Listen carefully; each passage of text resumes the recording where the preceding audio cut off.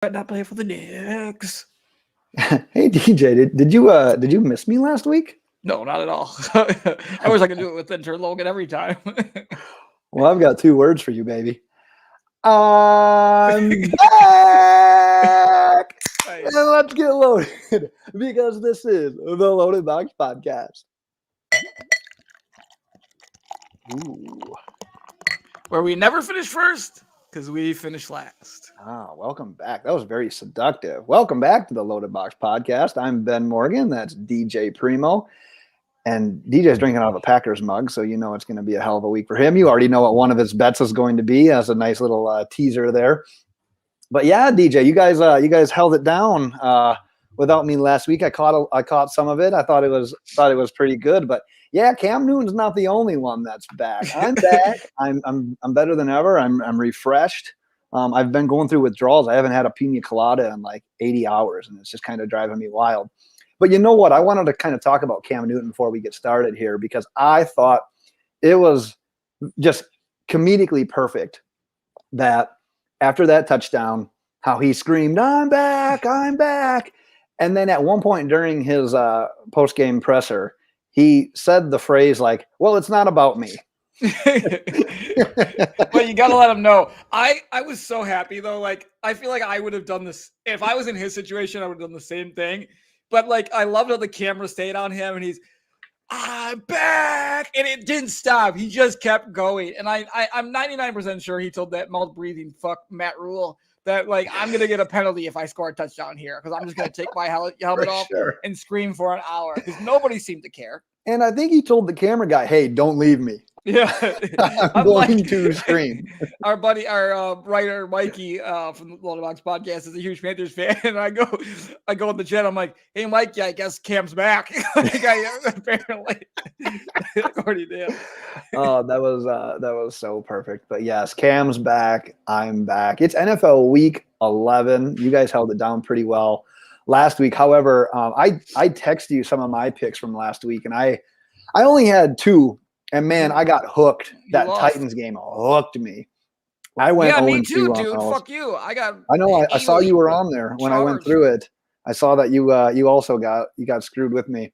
You ended up going 3-4, but you lost I think you had a full unit to the on Browns. that game. To the Browns. On that game, yeah. Yeah. So for the first time all season, DJ, you are. I believe it's the first time all season. You are negative units for the year now. So you're going to have to bounce back. But the nice thing is, you've got 6 plays. I've counted up your units. You've got plenty of units where you can get back into the positives this week. Can I say something? I'm a weirdo. So like I said, I always bet what I give, but I always go up and beyond. And some of my best weeks here have been some of my worst weeks in real life. And let me tell you what, I was all of the games that I bet in the noon slot were going swimmingly. Except for the Browns. So I was on pace to go, I think, 4-1 or whatever in the afternoon. Somehow that Cowboys game did not go over. I almost threw my phone through a fucking window. I don't understand. They couldn't even get garbage time points. They couldn't score garbage time. So I'm like, this is going way over. They're going to score some garbage time points. Like Matt Ryan's been doing this all year. They took Matt Ryan out. I also had him in fantasy, which I beat you still. But what was I going to say? So in the afternoon, the 3 o'clock slate, the 3 o'clock slate in the Central Time, I bet on all 4 games. I got on tilt. Not only did I bet on all the 4 games straight, I then proceeded to parlay all 4 games. I hit all of them. I hit all 4 and then hit the parlay. Oh, that's what you sent that picture of. 270. Yes, it was fucking amazing. And then I made all the money I had lost back, then 120 something on top of it. It was beautiful. And then Monday night, you lost it all again? No, I was smart and I stayed conservative the rest of the week. Like there you go. $10 a game, only bet like I still had like 5 games in action last night on a random Tuesday. I have two action. And now college basketball started. College basketball started. There's not good games to bet on yet, so I can. There's great games to bet on. That's all it is. I've held back on the college basketball betting yet until it really gets fired up. Yeah, it'll be happening soon. We got those Thanksgiving tournaments coming up. You're gonna get the itch. Don't even tell me. Saturday. You'll be making Saturday. I will be betting. I'm thinking you'll be making live bets during this episode. No, there's nothing good. I'm not even interested in college basketball tonight. I looked at the slate. yet.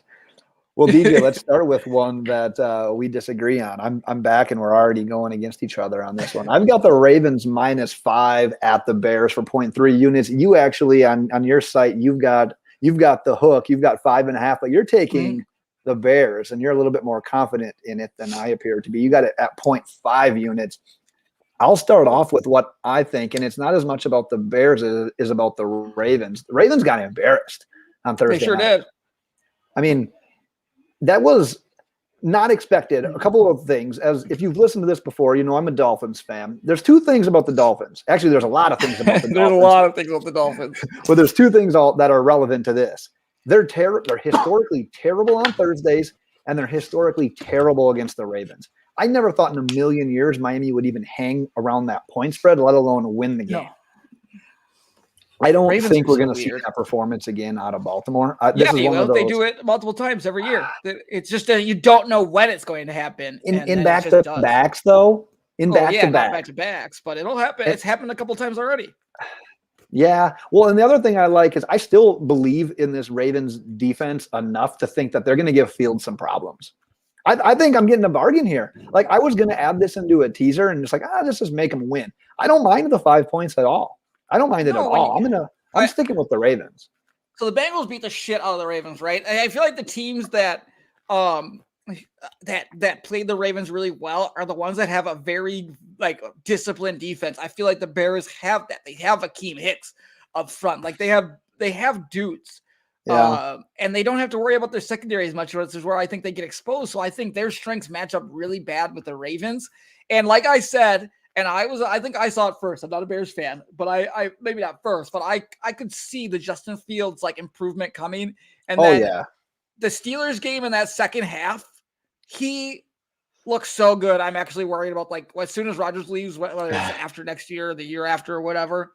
I am legitimately worried about the Bears-Packers rivalry because Justin Fields looks like he's coming into his own, and that's part of the reason I'm betting on the Bears here. I'm getting a home dog. Love that. 5.5 points. I think the Ravens are super inconsistent. I think the strengths for the Bears match up really well. David Montgomery as well is back. So, and then they know they also have Herbert now matched in with him because he's been playing awesome at the running back position. So you got that 1-2 punch with those two guys. Yeah, I like the Bears here. I really do. I think they keep it close, and I think they win. Did you see that stat that the Dolphins went in like a zero coverage, basically all out blitz, man on the receiving options, 40 times? Yeah, it makes sense. 40 times in that game. And they were blitzing safeties too. So it's not like you're blitzing an edge player or a linebacker that Lamar's going to be faster than. He was going up against safeties that run. You have to do it correctly, though. If you do that, it's two different strategies. You either do what the Tennessee Titans do against them, you drop everybody, hope you can keep them in an area and make him throw downfield, which works. Yep. Or if you're going to bring those guys, they have to. You got to get home. No, they have to stay in their lane. Because if one little hole opens up and he has free space in front of him, he's gone. Right. But if you can on a kickoff, it's essentially like a punt or kickoff coverage. If you stay in your area, you're fine. And the guy's in trouble because he has nowhere to go. If you bring those guys and you don't trust him to throw, you don't expect him enough like the Chiefs did or the Chiefs did with Jordan Love. You don't expect him enough to make the right read when you're blitzing everybody. So as long as those guys can stay in that lane, I think you have two options as a defense now. With him, it just depends on what your strengths are. So you bring everybody, you have to be disciplined, or you play that umbrella zone defense and dare him to stand back and throw and be patient. If you're the Bears coaching staff here, what you do is you get LeVar Ball on the horn and have him come and do a pregame pep talk to the defense. And he's just going to run them, stay in your lane. That's all he's got to do, and then you're going to get the win. I don't know. I think the Ravens aren't really that. I'm confused about football. All I know is the Packers are the best team in the NFL. That's all I know. I say it every year, but man, this is football. Who is the good team? The Packers. I know the Packers are pretty good. But let's look through the AFC. Who the hell is a good team right now? It's weird. And right now the Titans are the best team in the NFL or AFC right now. And they don't have the one piece that constantly makes that team go. In that what's up with what's his name? He's Dante Foreman's kind of a monster now. Everyone in that backfield looks like Derrick Henry. He does, but he looks fast. Like I remember him looking terrible previously. All of a sudden, I'm like, where did this burst of Dante Foreman come He from? probably had to get his shit together. Just one last try in the league, But Adrian Peterson should have never been signed by that team. I talked about this last week. He's bad. Like it's over. Well, now McNichols is hurt, so I think that's going to be like a thing where he's going to have to maybe do something. Yeah, it wasn't. Well, he can't do anything. That's the problem. Yeah, he's fucking 7,000 years old. He's so old. Not Frank Gore out here. Good Lord. Well, at least one of us will win that. That's the positive. That's not guaranteed. No, that's true. Let's go into my next one here that you're not on. I've got the Dolphins. I stole your line, -3. I'm seeing it -3.5 at a lot of places at Jets. I've got 0.3 units on it. Thinking about it a little bit more, I know we were texting about this earlier today. I don't even mind the hook. Like, I'm typically a guy that's going to buy the hook. I should have done it last week with Tennessee. We could have at least got a push. But I don't think we're going to need to. Did you see who was announced the starter for the Jets today? Of course I did. I still don't understand how that guy plays in the NFL. Is there a chance that the Jets coaching staff saw how much the Dolphins blitzed and they're like, fuck that. We're not putting Zach Wilson in there. Could be. They don't have Mekhi Becton. Like, That's there's true. a lot of things Absolutely. that can go wrong. Yeah, that's what the Bengals should have done, I think, at one point when they were playing the Steelers last year with Joe Burrow. Because everybody and their mom knew he was going to fucking get his leg ripped off at some point if they kept throwing him out there with that offensive line. And then, I mean, it was written in the stars. There was nothing that's been so obvious than Joe Burrow tearing his ACL or having a dislocated arm or broken arm or knee or Joe Theismann type injury. Yeah, right. Like everybody knew it. This seems like a trap game to me. It smells like a rat line. The fact that the Dolphins are only 3-point favorites makes me want to run away from that. I don't like it at all. I kind of like the under. Yeah, that's a good one. There's another thing historically. Tua stinks, and the Dolphins D can stop them. Do it again. Yeah. No, it's not that. What it is, it's the fact that I'm taking the Dolphins, but if I had a secondary play on this, I would add a little bit on the under. I don't think Miami's defense is going to struggle here. I think last year when they played Flacco, like they either shut him out or they gave up 3 points. Michael Carter's been good. Michael Carter's been really good. I'll give him that. I don't see the Jets scoring much in this. I honestly don't see the Dolphins scoring too much in this, but they don't have to, because if the Jets score, God, more than 13 or 14 points. So, like, when are they going to score? Here's the deal, man. It's that thing of being a Dolphins fan. The team sucks typically playing in New York. Like, it's a guarantee they're not going to play that great. I don't think this is going to be a blowout by any means. Here's the thing. You don't have to say that about them playing the Jets. They're just not ever going to play that great. They could blow out the Jets if this game was in Miami. If it's in New York, they're not going to do it. That defense, again, is really good. I saw, and I know you love Tua, and I would love to let you take credit for Tua having a good game. But, I mean, the defense scored a touchdown, and that's all they needed. And they did everything. Absolutely. Yeah, there was no difference between Brissett and Tua was a little bit better, but who knows if Jacoby would have had a good second half? How do you know? On that busted coverage where Tua hung into the last second and then threw it to Wilson down the field, Brissett would have skipped that 7 yards in front of Albert Wilson. He didn't even have to stand in there. He was wide open from the get-go. Watch the play, though, because it's an RPO. Tua has to let that running back clear so he can actually throw the damn ball. He releases it and gets smucked as he does. Yeah, because he's got the running back coming on the left side. If you watch it, you don't have to RPO. You don't have to fake that out. If you know the blitz is coming, if you're a good quarterback and you actually read it, you just throw the ball. That's how football works. He would have ended up fumbling because he would have hit the damn running back with his arm. No, you don't. That's not how people do that all the time in the NFL. Rodgers does it constantly. You have to adjust and know that that's going to happen and throw the ball immediately. Here's the deal. At the end of the day, the throw was made. The game was won. I could have hit that throw. Yeah, you maybe could, but Jacoby Brissett wouldn't have. It just it wasn't like he was far and away better, and he was not anything to do with the reason that they won. No, I'm not out here defending. I saw people saying it's like, wait a second, we're watching the same game. Here's one thing I would defend. The defense obviously was what won the game. Yeah. Where I'll give Tua credit is he took 0 starting practice reps all week for that game, and he did have a legit broken finger. When he whacked his finger on that dude's helmet, I'm just like, dude, I don't understand how cursed is this guy. I don't understand why you can be a backup, and we talked about this, but we don't have enough time to suit up. it's such an incompetent. There's so much evidence showing they do not believe in Tua It's on a weekly mismanaged basis. on a whole new level of just I think they just fuckery. don't want him to be good either. Like I think they want to be able to go for Watson in the offseason. No, oh God, I don't It want to feels go like down they're that setting road it right up. now. It does. We need to move before I get emotional. It's not wrong.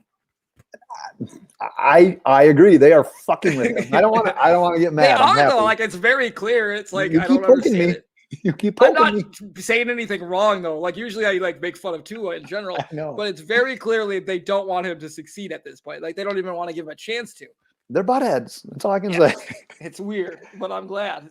Let's go into one of yours because you've got the Bills here -7 versus the Colts. And one of the first things I wrote down when I was looking at the list of games this week was I wanted to put the Bills in the teaser and just make them need to win by more than one. Yeah. I'm still kind of like 2 weeks. I don't want to say I'm 2 weeks behind because I saw a lot of action last week. I was just a little like out just because of all the travel and shit.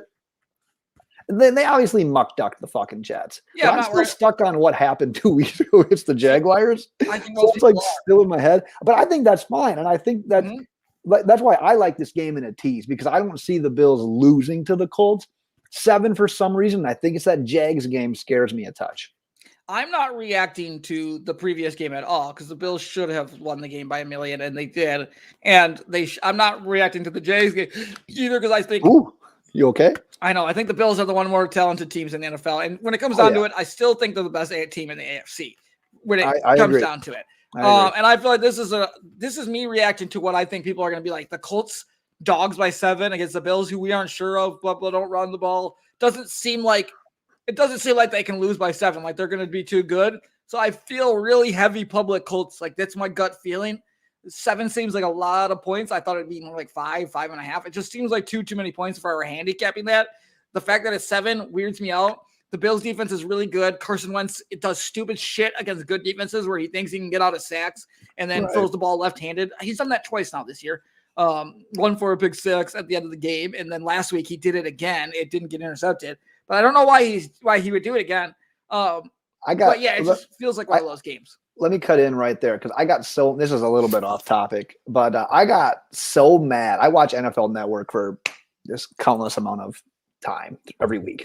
And they do this segment on, I don't remember what show it is. It's called like Unexpected Fantasy Points or whatever. And they go through all these very obscure plays. And they showed Carson Wentz throwing the ball left-handed for like a 1-yard gain.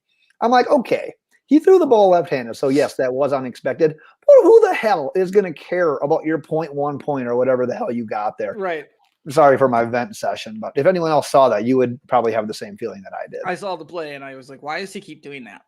Mahomes did it on his first completion on what was that, Sunday night or Monday night game? I don't know. I didn't see the beginning because I have children, but he's not back yet. I'm not convinced. Who? I'm not ready to crown them yet.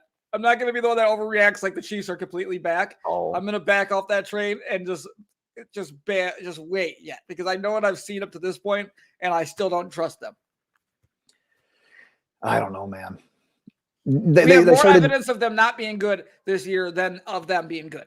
You know what they started doing though? They started incorporating the running back into both the running and the passing game.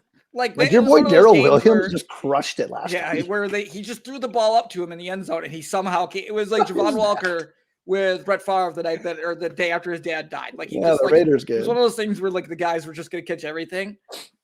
But right. I'm not buying it. I'm not going to buy it because I think everybody's going to be so quick to hop on the Chiefs after that. And I'm like, no, they're very bad against the spread the last 2 years. There's a reason for it. Right. Who's the best against the spread? We'll get to it. Yeah, I think we're going to get to that next probably because we both got to play on this Packers game.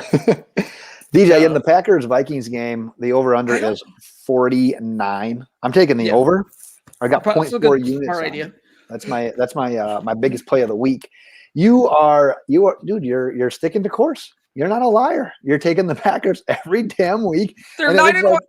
Is this your biggest one too? 0.7 units. This is your biggest. So this is both of our biggest plays of the week, and I know you're itching to speak on it. So go ahead and speak on it. Here's the thing: regression does not exist for the Packers. There's no letdown games. Here's the deal: Rodgers just came back. He didn't get a chance to practice with anybody the upcoming week. Their offense was moving the ball against the Seahawks, and then there were some stupid holds in that game. It honestly should have been like a 30-0. There was opportunities. They didn't even punt the ball that much, but they couldn't score because there was these there was a phantom holding call. There was some dumb penalties during that game. It's also a very questionable throw up into the end zone that Jamal Adams ended up with. He tried to throw it out of the end zone, and he Weak didn't. Arm, man, he was noodle getting arm. grabbed on the shoulder pad, and he didn't get enough on it, and then he just threw a lollipop ball. I was confused at first because it looked like he was throwing it out, and I was like, "Wait, how did that end up in the end zone still?" Because that just it seemed weird. I was actually more confused. I was like, I don't know. I wanted to defend him, but I couldn't. But that's a tough one. But the offense, people are going to look at the offense and be like, oh, they're not scoring points. Well, let's look at the last 3 weeks, right? Devontae Adams, Lazard, 3 weeks ago against the Cardinals, Devontae Adams, Lazard, whatever. All those guys were out on the MVS, side. I think, was still out. MVS was still out. Yeah. The week before that, last week, Aaron Rodgers was out. So then you've got Jordan Love. So the offense doesn't do that. And then he doesn't get any week of practice at all. He's only on Zoom the whole last week and doesn't get to practice any of the things that he does in practice to get timing and adjustments to it. And you could tell it was just a little different. Not as much check and changes at the line. It was kind of more going with what the floor calls. The defense is one of the best in the NFL. And the last thing I'm worried about, the last thing I'm worried about is that offense. So the NFL, you think the Packers are good now. The offense is legitimately really good. I know Aaron Jones is up, but AJ Dillon is a fucking monster. I was a big against AJ Dillon last year, and he improved everything that he was bad at. He could not move side to side. He just would run to the hole, or he just chose not to. He'd run to the hole that was designed to, and didn't jump cut or juke at all. Now he's using his vision and moving from side to side, and then running fucking dudes over. And he's doing it really well. He's like the evolution of Jerome Bettis. Luckily, Aaron Jones is only out for a couple of weeks, even though they don't use him that much. It's just weird. But he'll be used out of nowhere. Does Zach play to their strength though? Because like you said, they're not losing much with Dillon right now. And eventually let's just take the injury away. Make him fresh towards the playoffs. Eventually someone's gonna forget that he exists on a team, and then they're gonna expose them with Aaron Jones, and he's gonna Why get the ball. Are they so good on defense without Jair Alexander? So what's happening here is this Joe Barry. I have to issue a public apology to Joe Barry after the first 3 weeks. I did not understand what they were doing with the safety so far back. You can only do that if you can get pressure or stop the run with 4, which they couldn't. Now they're doing it. Kenny Clark is being a monster. Kingsley Kuechly's been a monster. What's the big white guy? Lowry's been really good. Rashawn Gary's been unbelievable. He's been a monster. Is such a good run. Preston Smith is way better than last year. Yeah. And Devondre Campbell, they picked him off the streets. He's been an amazing linebacker. He won Defensive Player of the Week a couple weeks back. And I don't understand, but Eric Stokes, it's like I'm watching Jair Alexander when I'm watching Eric Stokes. The draft pick. I'm not expecting. Kevin King apparently has been one of the best quarterbacks when he's played this year in the NFL, which is weird because he stinks. But the other guys like Rasul Douglas they just stepped up, and our safeties are so fucking good. Savage and Adrian Amos have been playing out of their mind goods, unbelievably good. And it's working. They're able to stop the run with just the 4 guys. Front's played better than they've ever had. The linebackers are, playing off those guys. It's really weird. We shouldn't be 2-point dogs. Vegas is doing this thing. I think maybe they're doing the rat line thing. You don't rat line the Packers right now. They're 9-1 against the spread. They're 2-point favorites, right? Yes, they're 2-point favorites. Okay. It's still not enough. Should be 4 to 5, somewhere in that area. Same with the Seahawks. I don't know how they were only 3-point favorites in that game. Didn't make any sense. But Rodgers torches the Vikings in Minnesota inside versus their secondary because he loves playing inside. He loves playing in domes. Wait, are they inside? No, they're outside. I thought this is the game in Minnesota. It's in Minnesota. Yeah. Yeah. I was thinking their college football field's outside now, so I got confused there for some dumb reason. Yeah.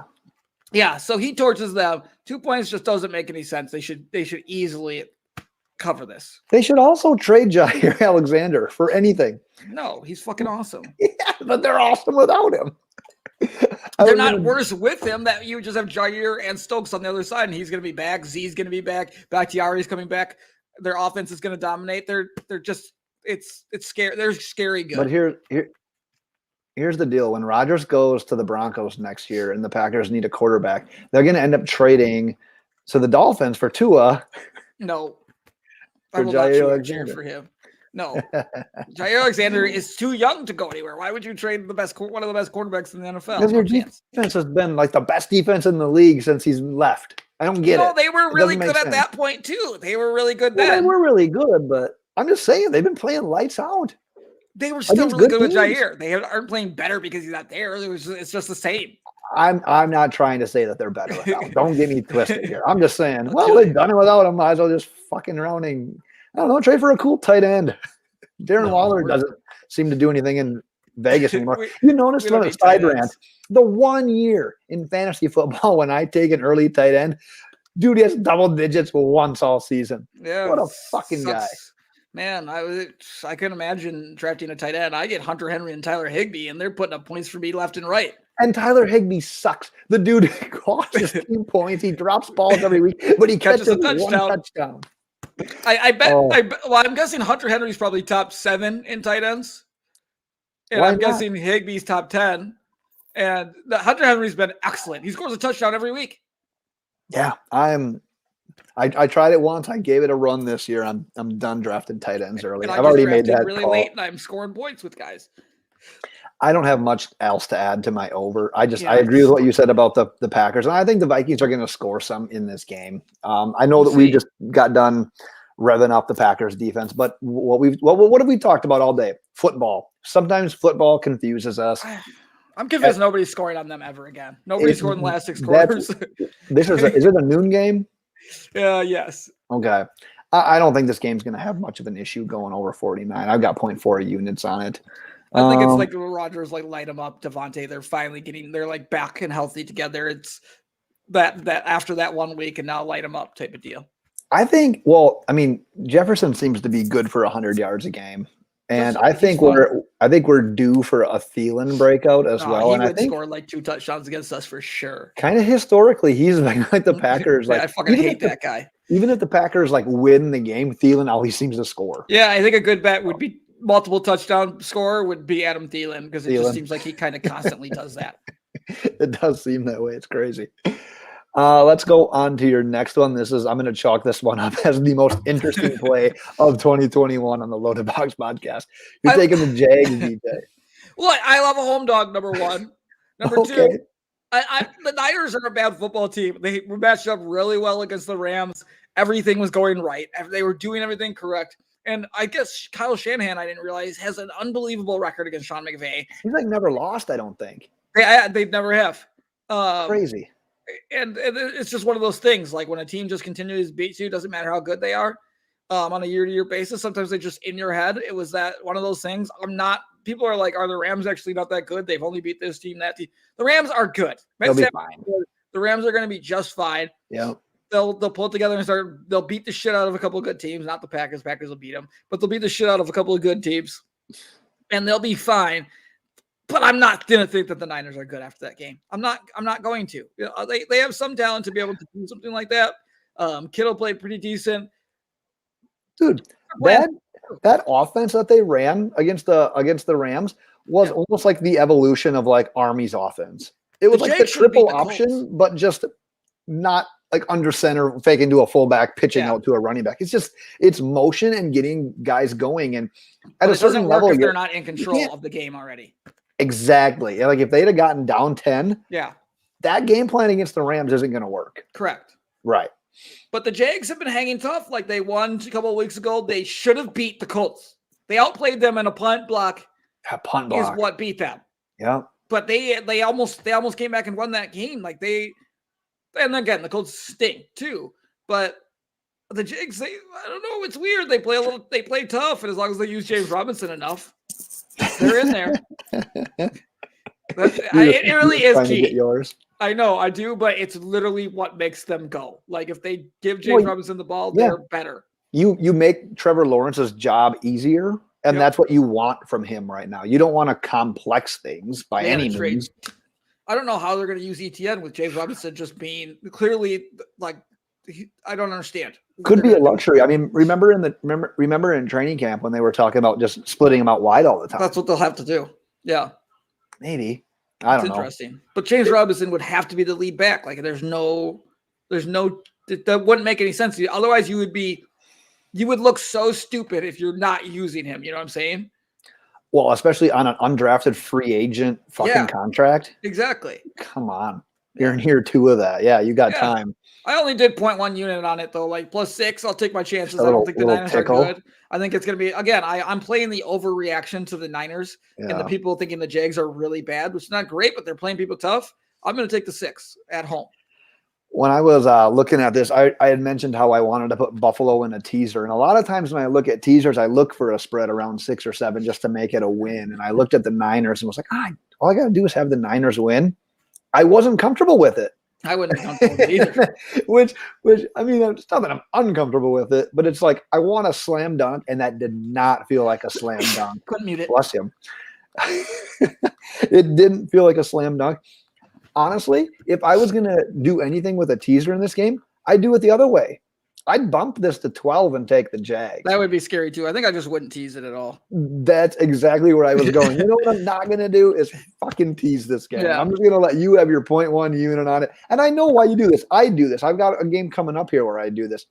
I like it enough to bet on it, but I don't love it to risk to have being pissed off about it. I feel like I only have like 4 or 5 games on it. I haven't done enough, so I'm like, I got to add some more here. I'm crazy like that. You're comfortable putting like 2 or 3 games, and I need to have at least like 7.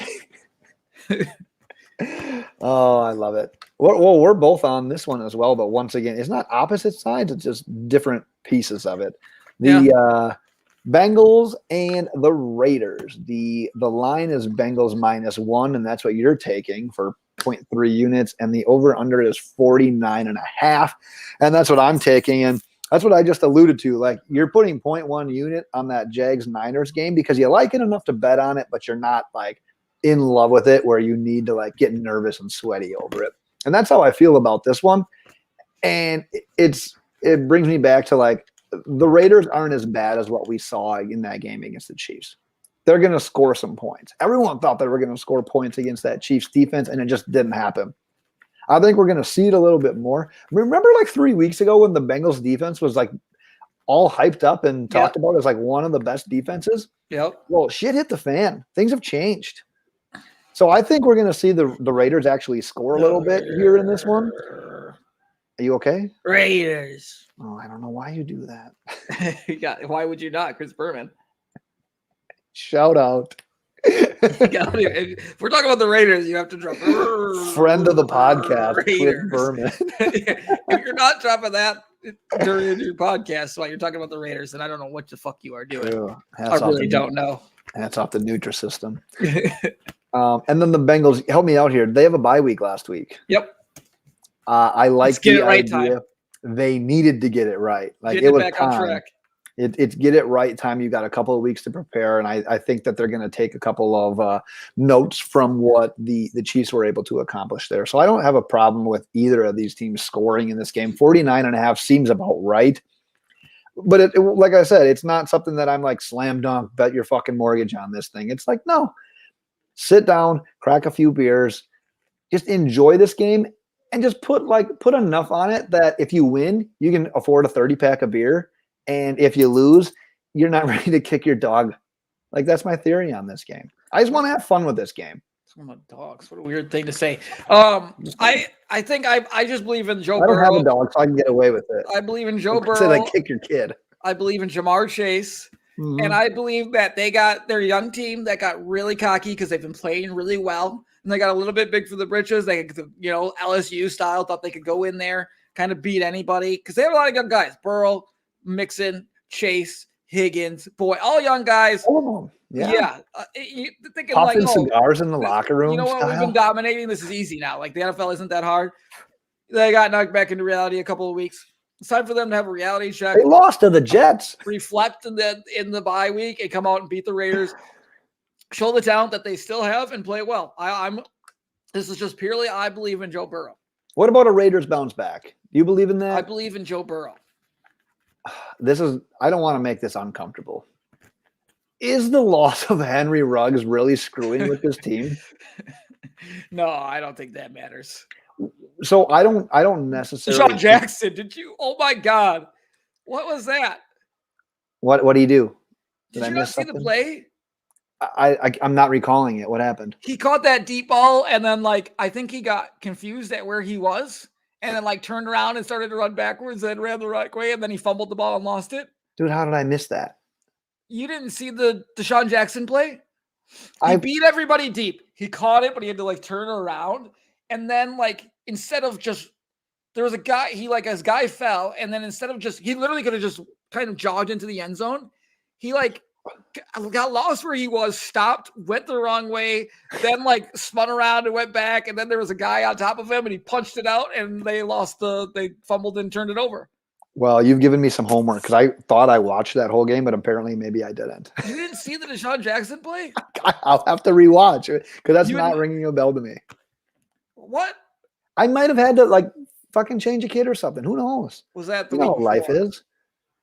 No, because I think that was probably his first game with the team. Yeah, he did that. That was a real thing that happened. All right, well, I will watch that. But this is what I'm saying with Ruggs. It's not always about the stat production with Ruggs. It's the fact that he's a space clearer. He's commanding that safety. He's taking that extra defender away from a guy like Darren Waller. And now what we're doing is we're seeing Hunter Renfrow just get peppered with all these targets. Hunter Renfrow. And it's not but Hunter Renfrow isn't fucking running 9 routes and space clearing guys. He's running jerk routes over the middle of the field. I know he caught a little fade on for a touchdown this last week. Then he fell on. He caught it. I think that worked to his advantage, by the way. I love Hunter Renfrow. But I just think what you lose with Ruggs is just the threat of being downfield and just what he does for the people around him. So I was going to make a Dolphins reference there, but I just don't want to upset myself. But I think that's what they miss. They miss that ability to just send him on the go every once in a while and command that safety help. I've got 4 other guys who can do that in their fucking practice squad. No, that's what they do. They just sign fast guys as fast as they can. Yeah, but there's something when the fast guy's actually good that means so much. Nobody said Henry Ruggs is actually good. I think Henry Ruggs was pretty damn good. Oh, here's the deal. Henry Ruggs tweet is catching at least 170-yard pass every other game. He was getting better at doing everything. At catching 70-yard passes, yes. No. You can't just plug anyone in there. Jakeem Grant is a perfect example of that. He wasn't like a consistent fantasy player at all. No, but he also played a lifetime, 16 plus 7? He played 23 games? He just served one specific purpose, and that was basically it, and he was good at it. No, I don't think so. I think that's how things started, and I think we were going to see the evolution of what he could have become. And he wasn't ever going to be the best complete receiver of all time, but I think they got Hunter Renfrow. You think he was going to be the main target? Hunter Renfrow's my guy, dude. Well, you know who the other option at this point? Brian Edwards, baby. Well, he gets ignored, but what they're missing out in is just throwing the ball to the levitator. Oh, Darren Waller. Zay Jones. Oh, I forgot about Zay. Darren Waller, you would think would be dominating too right now. But I think that's where Ruggs was such an important aspect of that. Ruggs didn't move it for me. He didn't move my needle. He didn't need to. The threat of Ruggs did it. That's what I'm saying. Everything Ruggs didn't show up on everybody thought Deshaun Jackson does that, and then everybody releases him every other week. Yeah, Rams released him. Look what happened. They lost. I love the Odell Beckham stuff. He barely played in that game, and I guess he stopped on a route, and then Stafford threw an interception. But whatever. He didn't know what to do. When did it become cool for young people to dye their hair gray? It's not. Isn't it blonde? For years, companies have been making hair products that turn your hair from gray to back to what it originally was. And now we have young people, especially girls. I'm seeing this a lot in girls. Girls in their younger 20s dyeing their hair gray. Have you seen this? Why are you around so many girls in their younger 20s? I was in Cancun recently. Pimp. Nobody's dyeing their hair gray. Yes, they are. I'm putting it on a poll. I'm going to put it on a poll, and you're going to see. I've never seen a person dye their hair gray in my entire career. Go outside. I'm sure there's someone. I've never seen it. Like Odell's got the blonde tips and things like that or whatever, and so does DK Metcalf. Those are blonde. His hair's green. Yeah, still, but they're doing like but Odell's not gray. It's blonde. It's like white. You're an asshole. It's great. I'm looking at it as we It's speak. not gray. When he was with the Giants, it was white. Okay. He's a black guy with black hair, and you put like blonde in it, so it might look a little gray, but it's like that's a product of like that's what they taught us in elementary school about color mixing. I will be the first. Am I gray? I'm bad at colors, but I'm right here. Am right. I gray? I'm half black and half white, so am I gray or what too? Do you think I'm gray? This is a real thing, DJ. I am pissed at you. I'm woke. Odell Beckham Jr. His hair is blonde. You're looking at old shit. You're looking at old shit. Oh, it's silver? Yeah. It's a real thing. I guess it is a little gray. You're goddamn right. That's just like a hardcore blonde. You're a hardcore blonde. Let's move on. You've pissed me off so many times in the last 7 seconds. It's not like an old person gray, though. I will admit it's probably not like what your typical gray would be. But I don't think I've seen anybody else in the entire universe of the world dye their hair that color. Oh, there's a lot. And there's 50 shades of gray. So there's a lot of different varieties. I don't think there's any of them. Anyway, it's Cowboys Chiefs at 3 o'clock, or is that a primetime game? Fuck, Sunday night, baby. You gotta play that on Sunday night. What are you doing in that game? Over 60. I mean, if you don't like the over in this 56.5, I don't care if it's 74. If you don't like the over in this game, you don't even like football. You don't like gambling. You do not like gambling if you don't bet the over. If you're considering betting the under, just fucking go to bed. Like you're just boring. Go to bed at 8 o'clock, Grandpa. Do not bet the under. Just go to bed. Wake up. It's going to be a 70-point game. We all are going to have fun. Everybody's going to cheers for the over together. Let's fucking go. Oh, by the way, I meant to say this. Sorry. Are you gonna throw up on your laptop? We need to keep track of my over-under bets because I'm convinced I'm 0 for 18. This is my tail. So what you're saying is bet the under? No, it's probably like fade me type of deal. Like, yes, like I give you guys over-unders at this point just so that you guys can fade me because you are fucking rich if you fade my over-under bets in the NFL. This is why I only put 1 unit on it. I only bet like 1 a week because I used to bet 2 and they would always lose. So now I only want to lose 1. But if like I'm giving you a winner, so I'm kind of winning. Like I feel like I'm probably like 18-0 because I'm picking what I think would be right, but I know that I'm going to lose. So I stick with my gut so you guys can fade it, and I don't want to overthink it. Here's the deal though. Like when it comes to gambling, I'm a big like believer in like the stats and like reverting to the mean. So like if you truly are, let's just say you are 0-18. It won't get better. Once you hit one though, you're gonna go on a heater. Like Dude, I'm gonna start taking those picks. I wouldn't do it as I don't believe in myself. I thought about teasing this one too, just making it 50.5, but it just seemed like I feel weird about teasing over unders. Yeah, it's interesting to do sometimes. I've done it a few times and it's never worked out for me. But I might be the worst historic over under better in the history of the universe this year. I don't think there's anybody worse. I'm not kidding. Oh man! When it comes to NFL, college, I haven't been terrible. But when it comes to NFL, there's nobody worse at betting the total than I am, and it's not even at this point. I'm just playing into it. Like fuck it, might as well go with it. Keep giving out a bet and keep giving you guys winners by fading. That's true. I wonder if Vegas even put any stock into what the Chiefs defense did last week, because that's the best they've probably played all year. They gave up really nothing. So I wonder if we're getting a discount by it being 56.5, or I wonder if they're just like, no, regardless of whatever they did, this is the number. Because this is a pretty high total in an NFL game. Again, to me, it seems like it should be a college football over. But last time I said that, I lost that game. But it should be like 60s to me. Did you see the ball? This is Cowboys related, I guess. Did you see that ball that Gallup dropped on that slant?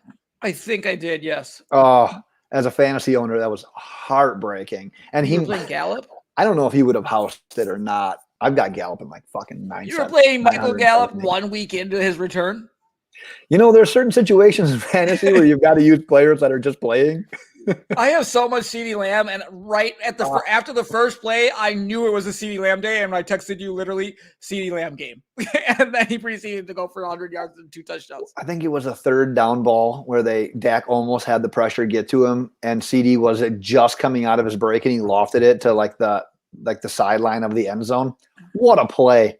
Just incredible. You can just kind of tell when it's like, I don't know. You can tell when it's one of whose game it's going to be, and they're just off of the first play to CeeDee Lamb. I was like, "Yep, this is his game." And you know what? He probably would have had more had the Falcons got injured. Well, had he not got injured, and then two, if the Falcons would have scored some touchdowns. Yeah, because none of them even played in the fourth quarter. Like nobody. I was like, Cooper Rush is in. What the fuck's going on here? Pardon me. So the third quarter they came in, I think. I have a league where I have Dak and Matt Ryan, and after the first half, I was like, shit. I probably should have played Matt Ryan because he's going to load up on garbage points, and Dak's probably done. But then Dak ran that one in, and Matt Ryan didn't play. He threw the reception, and then he just came out. Oh man, I'm hoping. So was it Wednesday? Tomorrow? Oh man, I've got a lot going on. That I got a little bit of Kyle Pitts action going on in that Thursday night game. We didn't bet on that one. Do you have any thoughts on that Falcons Patriots games as we kind of wrap this puppy up? So I kind of want to do this thing, so my bets might change, but I've been seeing this trend on TikTok. If you bet a team that didn't cover in the previous week versus a team that did cover, the record is ridiculously good. It's like they're keeping track of it, and I'm going to start doing that. Betting a team that did not cover the previous week, it's playing a team that did cover, and it's like 42-17-1 or something like that. It's unbelievable. So the Falcons is the play in that one. The Falcons is the play. What is it, like 6 or 7? Yeah, I think it was like 6. I almost put it on here, but I didn't want to give it away. So I might be switching a lot of these picks because I think all my Sunday bets are literally going to be going through those, looking back at the spreads and seeing if I could figure out who covered and who didn't. Man. How do I even know who covered and who didn't from the last week? You'll have to just pull up all the old spreads and pull up the scores and do it by hand. Fucking A.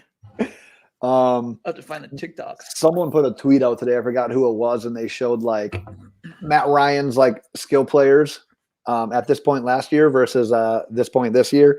And last year it was Julio, and it was Calvin and Cordero Patterson and Hayden Hurst. And now this year it's like Kyle Pitts and Russell Gage. Patterson's a game time call. It's like, ooh, things have kind of gotten a little bit bad. And the Patriots defense over the last 4 or 5 weeks has been outstanding. Yeah, they've been really good. Matthew Judon. Oh, yeah. So JC Jackson's just been picking everybody off. That's what he does. Mr. INT is what they call him. But it's like you could call Trayvon Diggs that same thing then too. Did he get another one last week? Yeah. Jesus Christ. But he gets burned. He gets burned for like a big touchdown a lot too. I think it was like 2 or 3 weeks ago. Marcus Peters. Yeah, exactly that. Yeah. I think at one point he had Diggs had the most interceptions, and he had the most like completions given up in basically being labeled as getting burned. Yeah, he's gonna get murdered. That's pretty amazing. Yeah. Just feast or famine, I guess, with him. Do you have anything else you'd like to add? Is that all I had for the bets? Episode? That's what we got. Shit, I'm kind of disappointed in myself. We had a lot that overlapped. Bet that over. Bet that over. Very specific. It's on the fucking bottom. It's looking right at it right now. Oh, it is right there. I'm going to change it. Now bet over. As always, check us out on Twitter. Check out our website, loadedboxpodcast.com. All of our articles, all of our podcasts can be found there. Next episode, we'll be back doing the same thing, but previewing week 12. We're available everywhere. Subscribe, rate, review. DJ, send us into week 11. Bye. Still can't believe we didn't see intern Logan's naked wife.